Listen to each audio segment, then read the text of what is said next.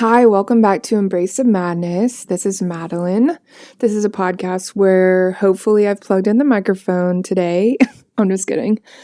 We're just figuring out life, figuring out all the weird bumps and curveballs and all those cool things that we have to deal with, and we just figure out how to do them. So we're back with another week of stuff to talk about.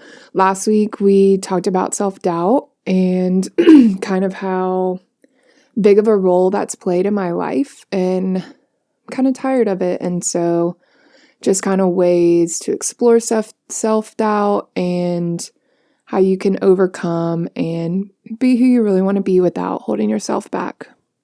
So this week, we are talking about riding the wave, and you can kind of like get a little bit of that metaphor, just like riding the wave of emotions. And to me, I feel like things are cyclical, and the wave metaphor really kind of helps tie it all together of, following the tides. Like the wave's gonna build and come and then crash and then go back and then build and build again and then crash and then go back. And excuse me, I just drank some milk, so it's milky. But yeah, when we can realize that life is just one big wave, and the cyclical nature applies to not only flowers growing, the night and the day, animals growing old, then dying, stuff like that. Like that all applies to things around us, but it also applies to things inside our own little microcosm. And for me, being able to see this kind of energetic perspective helps me to, make sense of it. And just always remembering that energy can't be created or destroyed, so it's just naturally going to flow. Sometimes it might flow really heavy, and sometimes it might flow really light, and sometimes it might just be kind of still, it just comes and it goes. But this energy is what is kind of driving our world.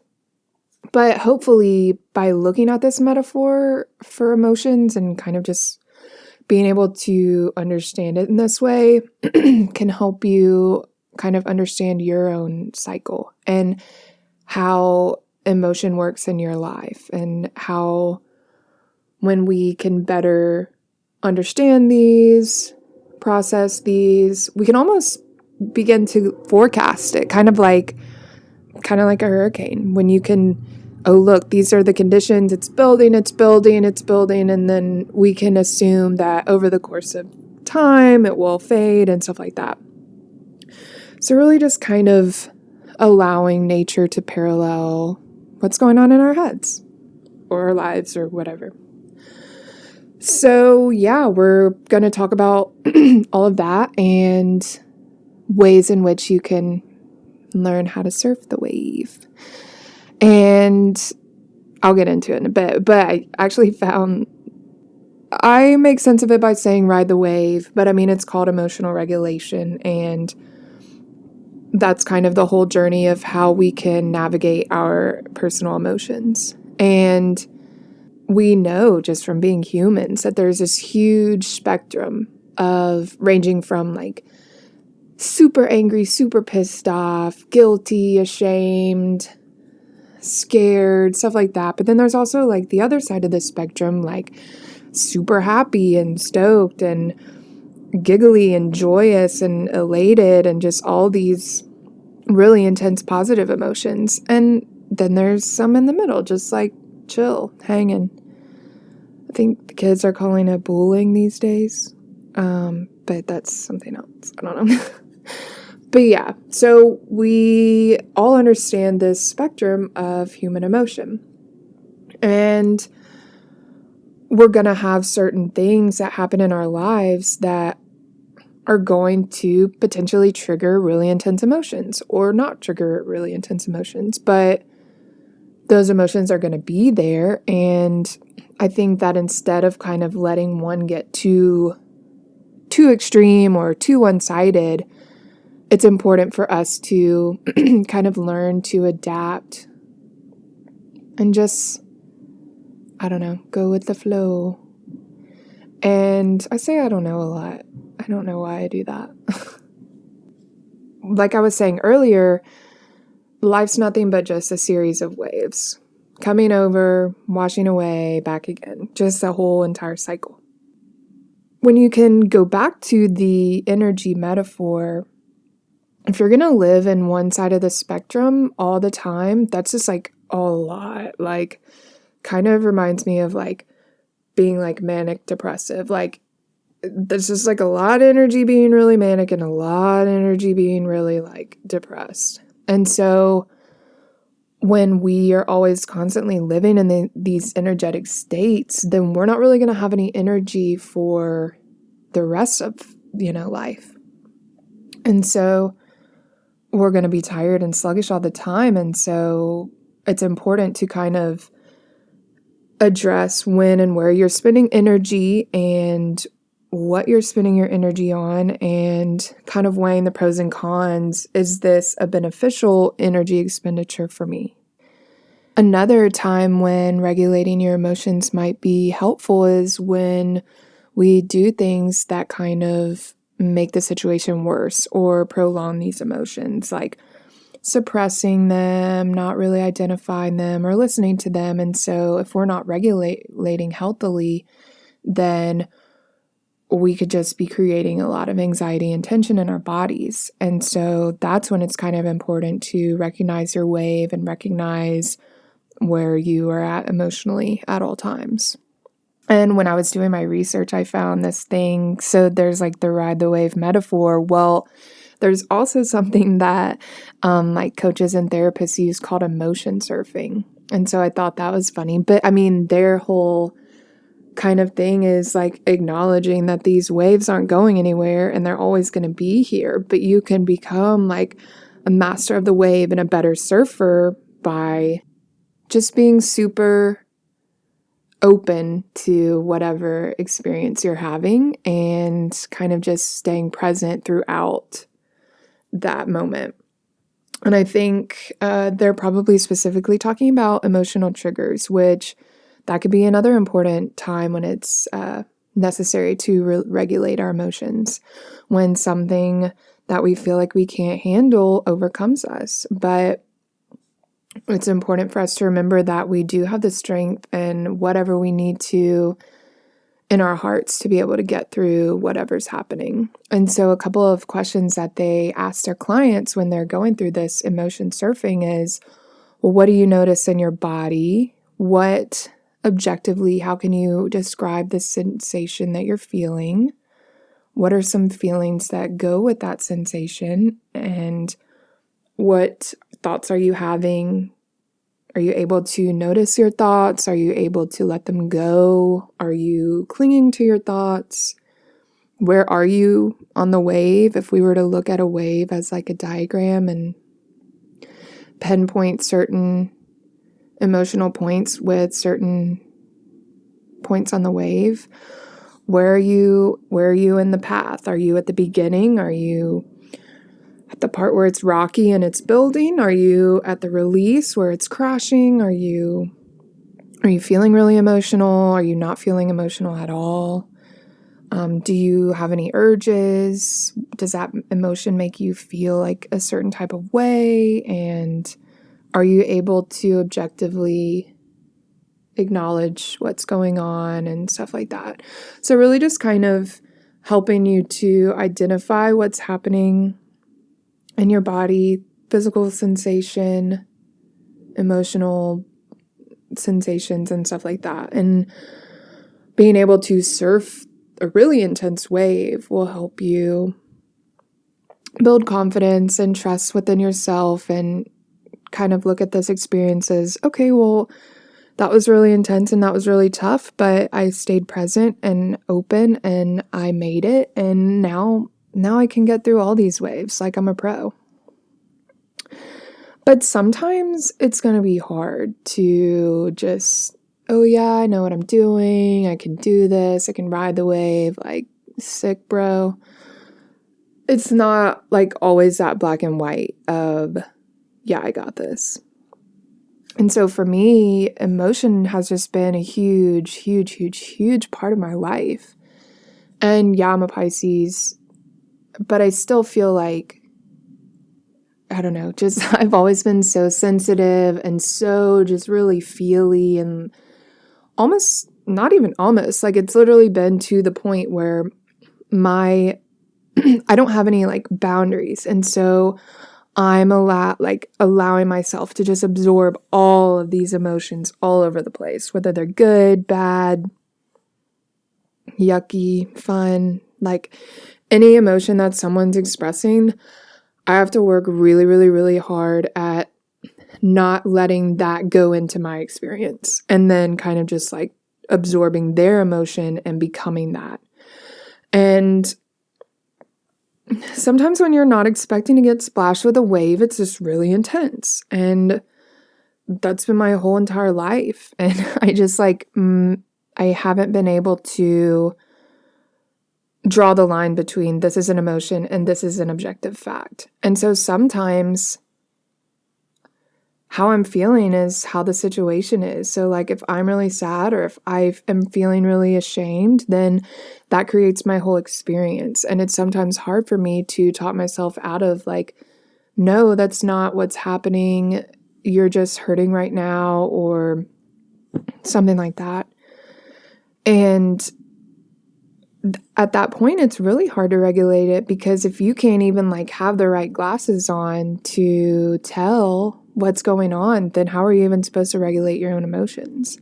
And so I totally recognize that as being a challenge. And another thing, and I guess I'm just like getting to the point of it's hard for empaths to regulate emotion. And I think that's just because we are just humans that have really sensitive feels. And that's okay. I think that's important.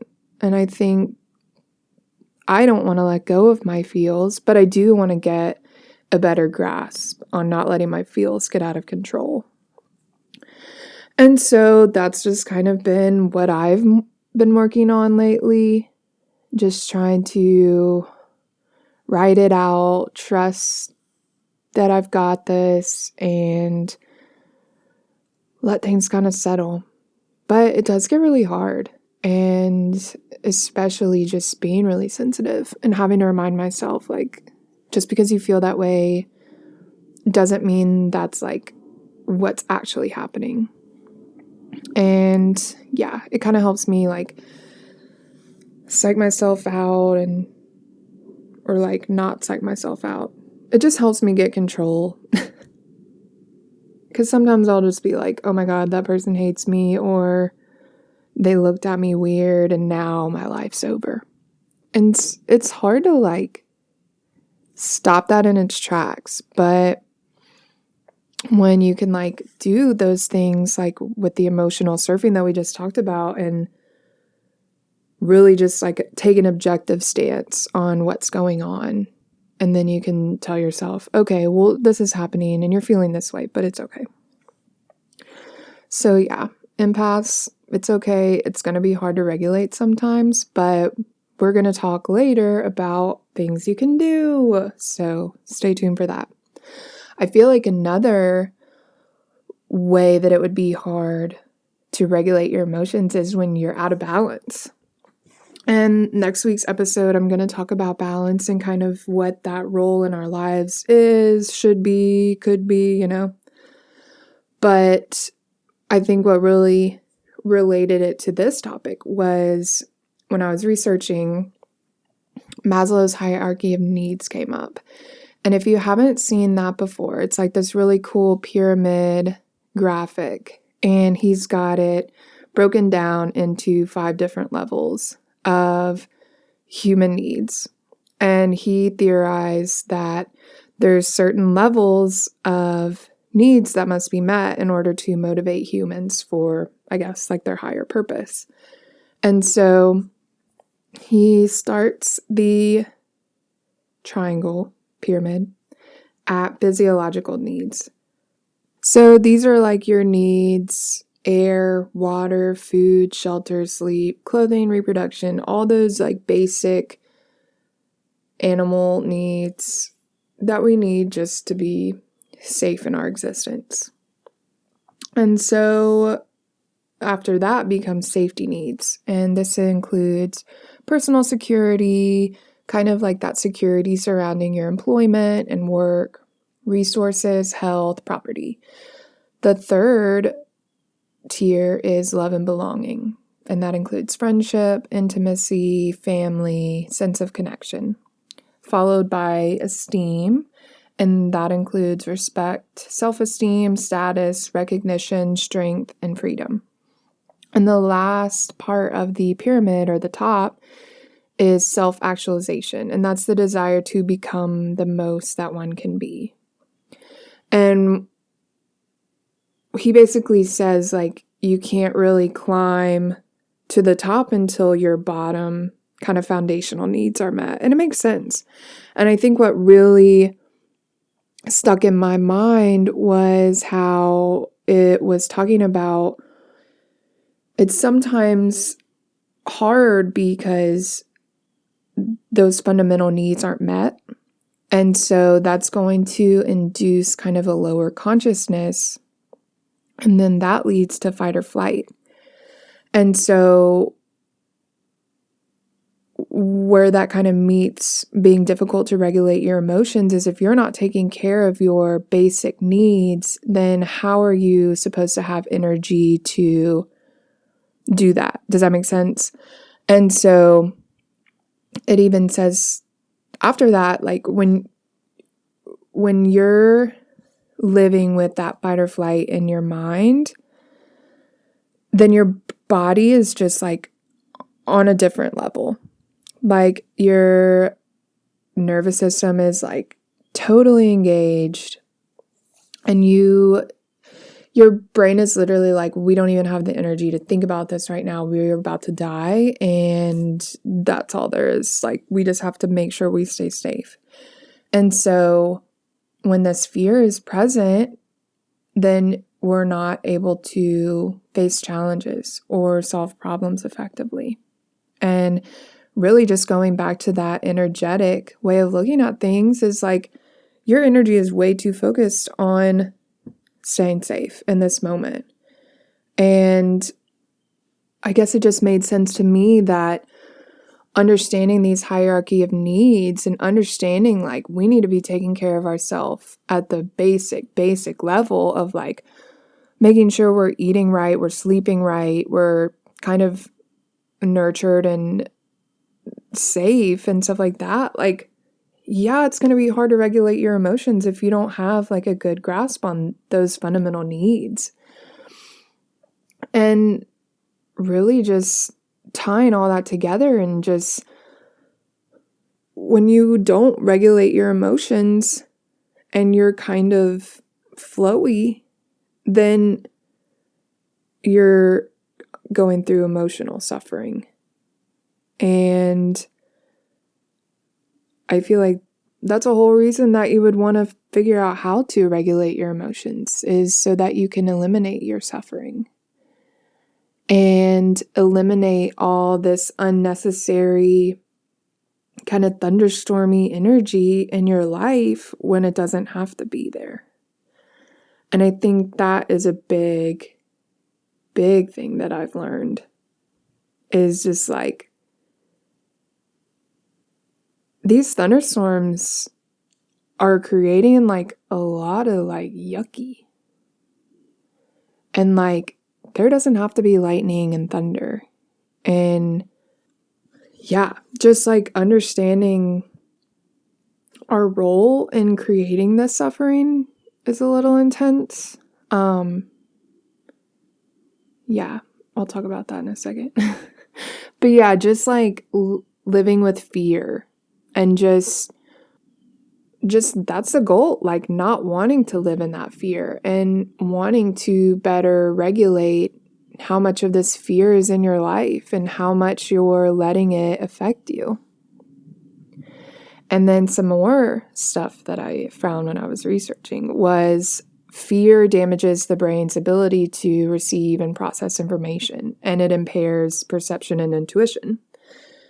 And I studied a little bit about this in school, but I really got into it when I started like learning about Eastern philosophy and stuff. But just realizing what state of mind you're putting yourself in, and sometimes like it's external things too, so it's not always like you're choosing, but when we are fully engaged in this like fearful experience, then we are signaling to our body that we're always in danger. And so our body is going to always tense up and always just like stay vigilant and stay ready to fight or flight. And so the amygdala is the part of the brain that deals with fear. And so it talks to different parts of our bodies. And when we're making memories and stuff, it's talking to the hippocampus. And the way that the fear kind of gets, assessed, acknowledged, whatever, figured out by our brains is it goes through the prefrontal cortex. And that kind of makes those judgment calls of, okay, well, this isn't really going to hurt you. You can like tell the body to calm down type of situation. But when we're constantly in this state of just like always afraid and always fearful, then their phone lines are going to start messing up. And the brain's not going to be able to talk to each other like the way that they were supposed to or meant to. And so really just like living with all of this fear and suffering in our bodies is just creating just a lot of tension. And I just got tired of that in my life. I didn't want to do it anymore. And so learning about this and learning about my emotions and my experience and how to kind of better navigate it has really just helped me get a better grip on life. And 10 out of 10 would recommend.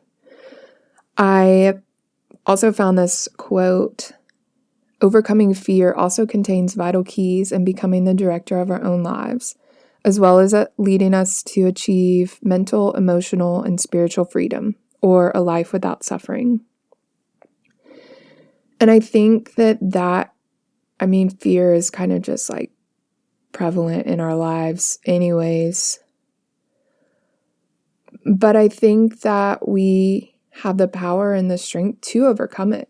And I think that on these grander schemes that fear drives our lives, I believe that when we can better manage these smaller instances of fear or crazy emotions, then we can kind of build on that and create this environment where we are used to the ebbs and flows and we're used to taking in the good with the bad. And we are used to processing these experiences, and so we know and we can trust that when it gets bigger or worse, that we can do it. And I think that slowly begins to eliminate like kind of that fear in our lives, like that just like runs in the background. And so that's what that quote's talking about, is like when we can overcome this fear, we can truly take control of our lives and truly achieve this freedom that we are searching for, which is really just like no more suffering and no more like incessant nagging and no more yucky. So after having said all that, how do we prevent it? So that's kind of just brings in the whole riding the wave metaphor again, is just knowing that these waves are going to come regardless. How are we going to deal with it? How are we going to navigate it? What can we do to make sure that I get from this point to that point, that I don't just like drown in this wave, because we don't have to. So there's a couple of things. Practicing stress management. I think that is like depending on who you are as a person, like for me, sometimes I like to just zone out and read or practice mixing music or going outside for a run. And that could be anything for you. Meditating, just whatever helps you calm down. Putting on Netflix, I don't know. That could arguably be stress-inducing or stress management, but it's just your life, so only you know. But just really creating this presence of managing your stress in your life, because if you, like we talked about earlier, repress it and suppress it and don't really feel any of these feelings, then it's just going to get worse and build and build and build, and then we can't regulate our emotions, and then it'll explode, and we just don't want to get there. Another humongous thing to kind of just prevent suffering is to sleep. And sleep, I feel like, is one of these things when we're like, oh yeah, I can sleep later. I can sleep, blah, blah, blah, blah. Well, I remember I just always loved to sleep. I'd sleep so I don't have to like deal with reality. But I remember hearing that like after you stay up for, I don't know, however long, you sleeping 15 hours the next day doesn't help catch you up or anything. Like you just slept for 15 hours. There's no, like once you don't sleep, there's not really any like benefits you can get to like reverse any of that. And so when we sleep, it's a really crucial time for our brain and our bodies to kind of rest and relax and rejuvenate and get ready for the next day, kind of just put everything from this day down and sort it in its spots. And so not sleeping can put us on edge and just make things a little off. And so when we can get a good sleep and take care of our bodies, then we are at least setting the scene of like calm and normal and, you know. Another way that we can try to prevent suffering is to remember in our really times of need that we have our people. And if you don't have these people, do yourself a favor and find yourself these people, because knowing that you have a support system and knowing that you have someone who can be there for you is crucial. And they will remind you like who you are and what you're doing and your purpose and how full of life you are. And they will help you help yourself. And if you ever need help, like always ask. And I know that's not always easy to do because sometimes it's hard for me to ask for help, but it's not weak. And there's so many people that love you and care about you. And so, yeah, find your support system and stick with them. And then kind of going along with sleep, just making sure we are taking care of our bodies. And that's on like diet level, exercise level. And it helps me, like I by no means have figured all this out. But balance and self-compassion, that's all I have in this moment. So, but yeah, just looking at everything as energy. And so whatever you put in your body is energy, and whatever's inside of your body is energy, and getting stuff out energetically too. And eating right helps us. I always think of just like, if I'm eating right, then my body's not having to overexert itself to try to digest this like complex carb or fucking high corn fructose, whatever it's called, syrup, sugar syrup. And just like helping our bodies just give them like natural food and organic things, and just like how our bodies are supposed to process food. Because I mean, I love ice cream, but my body doesn't feel good after I eat a lot of ice cream or cheese or sugar, chocolate, candy. Like, I mean, that doesn't mean I'm like not gonna do it, but trying to be mindful of that and try to be mindful of this relationship that your body has with eating. And I totally think that it has to do with your emotions too. And I think exercise helps us to kind of transform a lot of this energy inside us, whether it's like anxious or just like unsettling or whatever. Like, we can get that energy out and we can expend it and just kind of like get towards this more equilibrium state for our bodies. And this is the biggest, baddest part of how you can prevent your own suffering. So just remember the role that choice plays in all of this. And I know it's really hard to take accountability for your role and your experience, but I think that it helps with accountability and kind of understanding our part. And like I was talking about how the thunderstorm doesn't have to be that crazy. Like, there doesn't have to be a tornado if you don't want it to be. And so I had to take some time and inner work and just truly recognize how much of my energy was kind of like fueling the situations or whatever.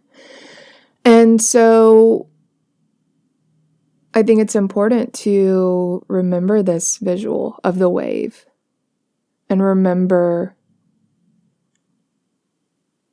that we still have to experience a wave, but kind of our engagement with the wave too. Like, how big are you really trying to get splashed, or how far are you really willing to swim? You kind of choose your own location, situation in all this mess sometimes. And I think that when we can become competent in regulating our emotions, then we can build that trust within ourselves and build kind of those ideas of inner safety and just know that, yeah, this is rocky and this is hard, but I'm okay. And I do have everything inside of me that can help me get through this experience.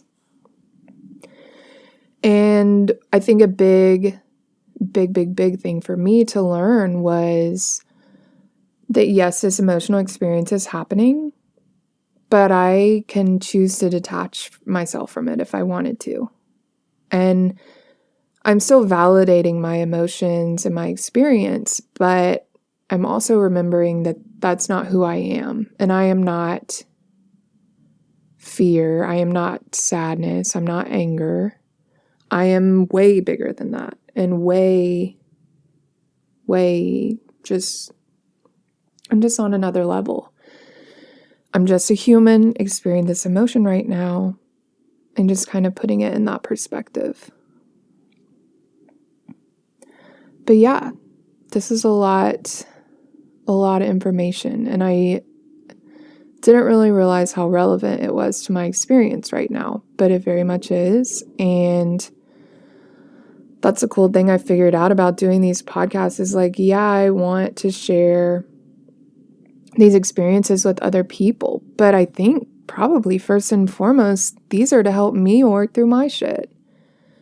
And so I'm just grateful that I have a platform to do so, and I have people that care about me and that listen to what I have to say. And yeah. And then another way that we can try to work at preventing suffering is finding balance in our lives. And that can mean so many different things for so many different people. And so I'm going to ask, what does balance mean for you? What are ways in which you incorporate balance into your own life? Do you incorporate balance into your own life? So yeah, we're going to get into that next week. And I hope that some things that I shared today helped you assess your own experience with emotional regulation and how well you can ride the wave, and surf's up, bruh. But yeah, I'm excited to talk about balance next week, and I'm excited to figure out what I'm going to talk about after balance, because then there's balance, and then my birthday's the next week, and I think I'm just going to talk about life and celebrating and stuff like that. But I need to kind of figure out a plan for what the next kind of segment of the podcast will be. So if anyone has any ideas or recommendations or suggestions or comments or concerns or just kind words of kindness or wisdom, then send them my way. I'm on Instagram at Embrace the Madness Podcast. And yeah, I hope that you have a great rest of your day. Bye. Thanks again for tuning into this week's episode of Embrace the Madness. Don't forget to subscribe so you can learn to live your best life.